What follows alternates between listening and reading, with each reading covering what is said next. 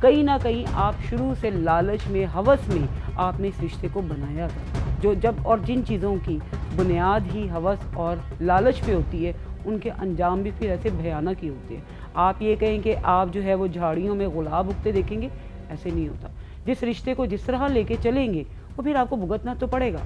آپ نے کیا سمجھا تھا کہ میں ایزیلی میں نے چوری کی، میں نکل جاؤں گی دوسرے شہر میں، بی بی آپ کس جگہ بیٹھی ہوئی ہیں؟ آپ جیسی عورتوں کی وجہ سے وہ عورتیں جو اپنے گھروں میں وہ کہتے ہیں کہ برتن صاف کر، صفائیاں کر کے ہمارے گھروں میں مثالیں جو اپنی نسلوں کو پال رہی ہیں، اپنے گھروں کو لے کے چل رہی ہوتی ہیں، آپ نے کیا اگزامپل سیٹ کی ہے؟ آپ جیسی عورتیں جو ہیں ان گھروں میں ان رشتوں کے منہ پر ایک تماچا ہے۔ آپ سمجھتی ہیں کہ آپ کی یہ حرکت دیکھتے ہوئے کئی خاوندوں کو یہ شک ہو جانا ہے، ساسوں کو شک ہو جانا ہے کہ جی اپنا زیور لاکر میں رکھوائیں، تو خدا کے لیے ان چیزوں سے بچیں۔ اس میں ڈفرینٹ کیسز میں اگر دیکھیں نا ہم، تو بعض اوقات کچھ ایسے گرجز ہوتے ہیں، کچھ ایکشن کے ایسے ریئیکشن ہوتے ہیں کہ جس کا جہاں پھر بس چلتا ہے، ان کے کہتے ہیں نا ساس بھی کبھی بہو تھی، یہ انڈین ایک سوپ ہے، لیکن ہمارے ہاں انفارچونیٹلی آج بھی جب عورت ایک بچی گھر میں آتی ہے، ہم اس کیس سے ہٹ کے بات کریں، اس کو تو انویسٹیگیٹ ہو گیا، سامنے آ گئی کہ یہاں پہ مین جو ایک کہہ لیں گے فیکٹر ہے وہ لالچ ہے،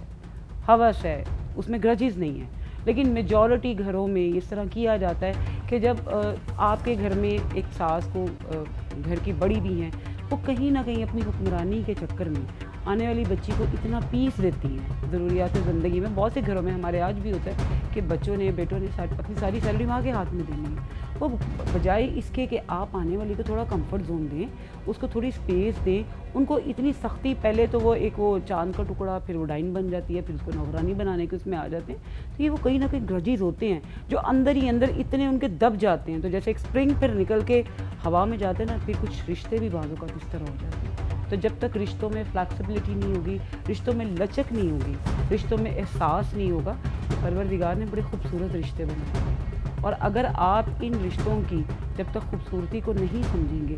کبھی ہمارے ہاں یہ کیوں یہ گالی بن گئی ہے کہ جی بہو بیٹی نہیں بن سکتی، ساس ماں نہیں بن سکتی، ساس ساس رہے، بہو بہو رہے، اپنے اپنے رشتوں میں اپنی خوبصورتی کو، عزت کو، احترام کو، اہمیت کو، پیار کو، محبت کو، خلوص کو، اگر آپ یہ سارے ایلیمنٹس اپنے رشتے میں ڈال لیں تو گھر ویسے ہی جنت ہے۔